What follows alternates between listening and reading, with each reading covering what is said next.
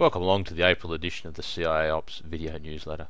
My name is Robert Crane, and in today's episode we'll have a look at a few things from the April email newsletter. So to start off, what we'll have a look at first here is Windows Intune. Windows Intune is a management and security application that's available directly from the cloud. So basically I log into a site, manage.microsoft.com, with my credentials, and what I can do is I can deploy some monitoring software to the computers that I want to manage, and as you can see I can consolidate all of these into a console to give me an overview and deploy different policies on each of these machines. So in this case, as you can see, this gives me an overview board. You can see that I have a number of updates that need to be approved, some updates to be deployed under Windows. If I click on the computers, you can get an overview of the computers. I'll click on all computers. This is a list of all the computers that currently have the Windows Intune agent installed on them. And you notice what I can do is I can divide these up into different groups. So in this case I have a number of machines in a business group, and what I can do in this case is I can choose to apply different policies and updates to this group independent from any other group I've created. So again, nice and easy to manage a range of computers no matter where they are, as long as you have the agent installed and access to the internet. So as you can see, I have a list here of all the updates that need to be applied to my machines. I've got 42 at the moment, and this is the list of all of them that do need to be deployed, and you can see that I can view the properties of each update, but I also can choose to approve or decline the updates for my machines. Part of the Windows Intune is a antivirus and anti-malware solution, Endpoint Protection, and as you can see I can deploy this on my machines and I can have a look at what the status of that is. So recently had this reported on one of the machines, and again obviously currently has been resolved, so I can just select this and drill into it if I want to get more information. The other option here I've got is alerts, so again I can drill down and look at the alerts, so I can see which ones I'm getting alerts for on malware, on my monitoring, the notices, and for example policy. Part of the functionality of Windows Intune is the ability to request remote assistance, so a machine that has Windows Intune on it can request remote assistance from an administrator.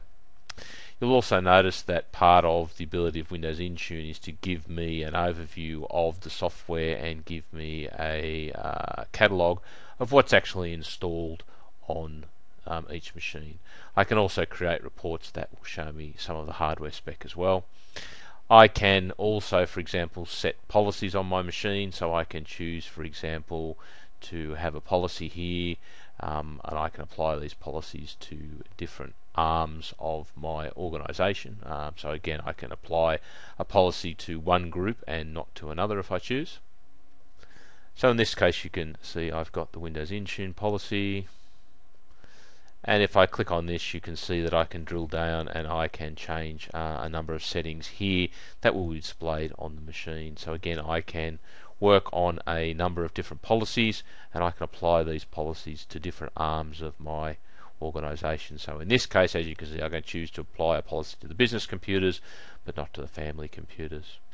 I can also generate a number of reports, so again I can create a report here and view information about all the machines that I'm managing, and basically all you need to do in this case is to go into the administration area and download some client software and install that locally on your machine. Once you've done that, it will then appear in the console, and then you can add it and move it to any group that you desire. So basically Microsoft Windows Intune is available via a subscription service for $10 to $13 a month, and it provides you the ability to manage your computers It also provides the ability to have these computers managed by somebody else, and that's something that the CIAOPS is offering. So if you're interested, do get in contact with me about organising a Windows Intune for your local machines. And the final thing I mentioned about Windows Intune, not only does it provide you with all this protection and management, it also provides you with a Windows 7 enterprise license. So that means when Windows 8 becomes available, you'll be able to upgrade to that automatically. So not only do you get all these features and functionality, you also get a Windows 7 enterprise license that you can install on the machine. So a very cheap and effective way to get up to the latest version of software. Now the next item we'll have a look at is some cloud storage here from Amazon. So Amazon, you might know, as started out as an online bookseller, but does a huge amount of other things now in the retail spectrum. But now it's getting into, for example, its cloud storage. So what we've got here, if you go to your Amazon account and you select your cloud drive here, what you'll end up with is basically 5 gigabytes by default, which you can install any sort of applications, any sort of files into. So in this case I've got documents, music, pictures and videos, and as you can see I've uploaded a few MP3 files here, but you can effectively store anything that you want. You can choose if you want to buy additional storage, so you start off with 5 gigs, but you can scale that up to over almost 1,000 gigabytes of space.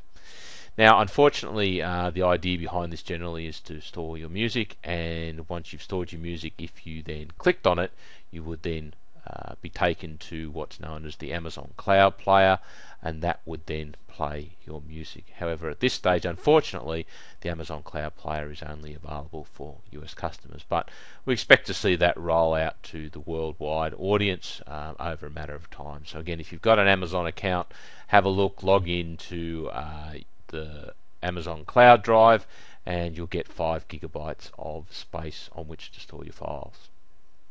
Okay, so a couple of tips and tricks here.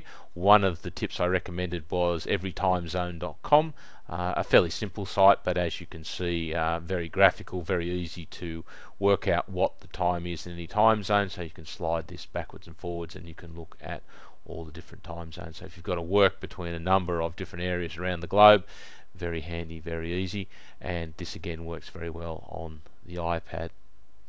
Another application that is a great application I've found for the iPad is Zeit. What you basically do is configure it up with the information that you want to view, so from Twitter, from web pages, from Facebook, and then you can view it like a magazine, so you can use your iPad to simply flick through and read the stories like a magazine rather than trying to have to read them on a screen. So again, a great application. If you've got an iPad, have a look for this in the App Store.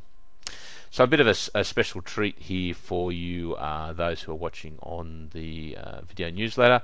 We'll give you a bit of a quick overview or a quick look at Office 365. So Office 365 is Microsoft's email, collaboration and communication software, but all delivered via the internet, so on a hosted platform. So for example, Office 365 includes Exchange, Link Online, which is communications, and SharePoint. So this is basically the admin console. Once I've logged in, you can look up the overview, custom plan, my users, security groups. I can manage my licenses. If I choose then to manage my, so I can go down here and click on manage my SharePoint Online, and this, for example, will take me to the SharePoint Online Administration Center, and then if I click in there, I can then manage and create new site collections. As you can see, it makes managing all this much easier. So I've got 3 sites set up at the moment. As you can see, currently still in beta. I've got something here in looks like Japanese there, but it doesn't stop you working on the functionality. So again, I can just select this, and I can go in and I can click on and look at the properties of that SharePoint site collection. So makes things much easier to work with, much easier and much quicker to deploy. But at the end of the day, the functionality that you get is SharePoint Server, so the full enterprise version hosted on the internet. And again, as you can see, this is the actual site that I've set up via Office 365. And again, it's just a standard SharePoint site, but as you note in the top right hand corner, it does support the enterprise level features, and it supports the My Site. So a great option that's not far away is Office 365 from Microsoft. And for more information about this product, just visit www.office365.com. If you think about moving some of your infrastructure or information into the cloud, please don't hesitate to get in contact with me, because I can certainly help you manage that process and better understand that. So that's all for this month's edition of the video newsletter from the CIAOPS. Thank you very much for watching.